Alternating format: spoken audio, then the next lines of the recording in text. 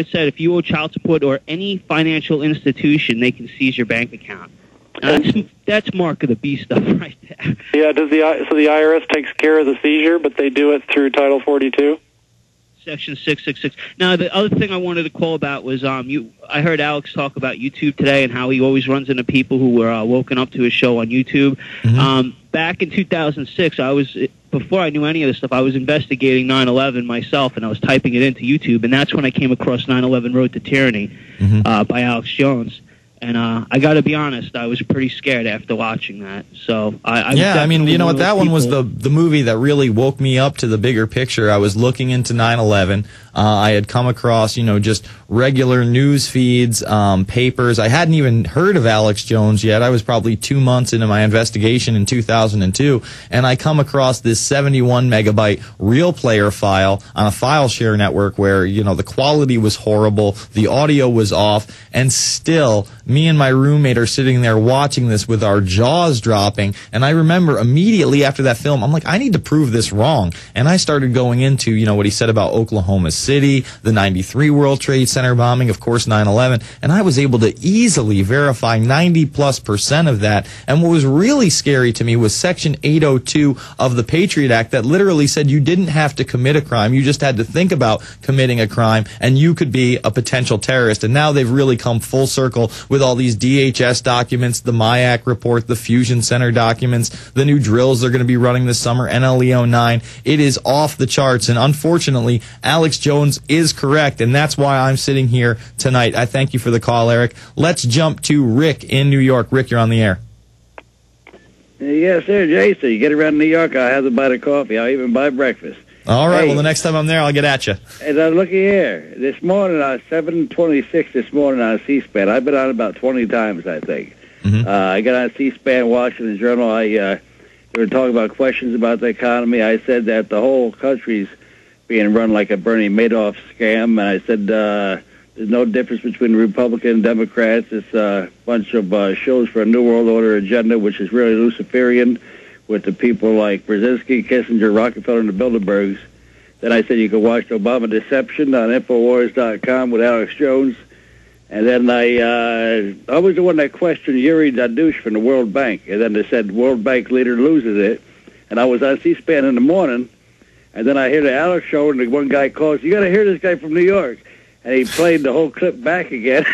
It worked out pretty good. Well, it shows you that, individuals can have an effect, and it's easy to have an effect if you're willing to call into a Rush Limbaugh or a C-SPAN or a Hannity and really just get your information out in a couple of minutes. You can reach thousands of people and then put that on the web and in turn reach tens of thousands, hundreds of thousands, and even millions. And that's why we now have this new Cybersecurity Act trying to be passed by Jay Rockefeller. And this one right here in front of me, H.R. 1966, the Cyberbullying Prevention Act. And I thank you for the call, Rick. Have you seen this yet, Joe, the Cyberbullying Prevention Act? Well, I did through you guys. You turned me on to it.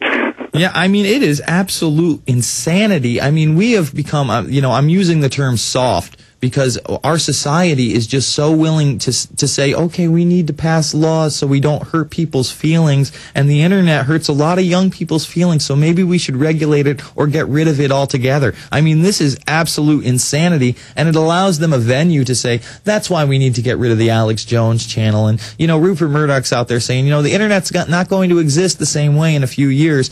And right now, the Senate is discussing how they're going to save the newspapers. Why does the Senate have to save the newspapers, Joe? Well, I think this is a part of a larger issue, and that is something I've kind of formulated over the years, that when the government, the Senate, the House, the administrations that come and go with the presidency, when they recognize how much they can tax people and how much they can abuse us collectively and how little we fight back, it's just like, come on, they're gonna lay it on deeper and thicker and bigger and worse, because they say, well, look at what they put up with before, and I think that's what's going on.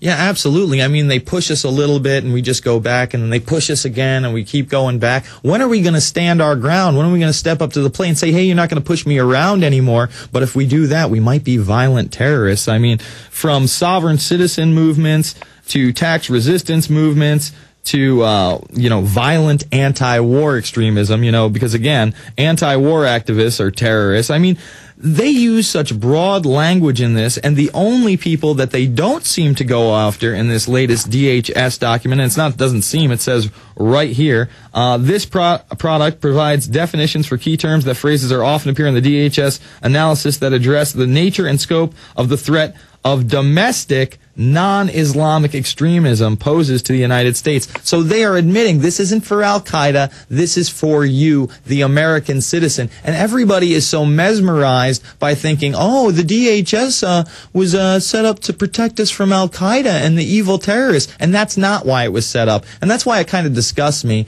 when Representative King gets on Lou Dobbs' show and says, oh, this must be a rogue element. This is the third DHS document that has become public in less than 6 weeks saying the same exact thing. This is obviously a concerted effort and anything but rogue, Joe. Well, I'm glad you brought that up because I was listening. I think that was when you and Alex was on today, when you had King, that clip from King.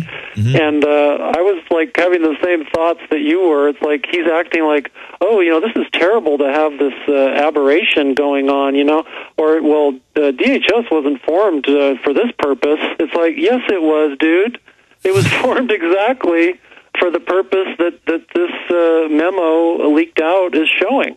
And the only reason we know is because it leaked out, and the only reason they retracted it because it leaked out. This is a document from the end of March, so this was a live document for over a month, and they act like, oh, we never authorized this document. But when you go down and you read the warning, it says, hey, this is unclassified, but it's for official use only, and it may be exempt from public release even under Freedom of Information Act requests. We don't want this in the hands of media or, individuals outside of law enforcement. So, of course, this is a document that they approved. Exactly. And I know I'm so happy that you guys are beating the drum every day to show people, the American people, that DHS and TSA and all these things are there to hammer on us. They're not there to hammer. I mean, they may catch a few, Middle Eastern terrorists or whatever, but the same as the money laundering laws with the income tax or the financial laws. Those are to snare the American people, not the occasional drug dealer, I can assure you. I'm with you, Joe. Final segment with Joe Bannister after this. The website is freedomabovefortune.com. This is the Infowarrior, and we're going to be going over National Level Exercise 09 with Joe in the next segment. PrisonPlanet.tv, Infowars.com.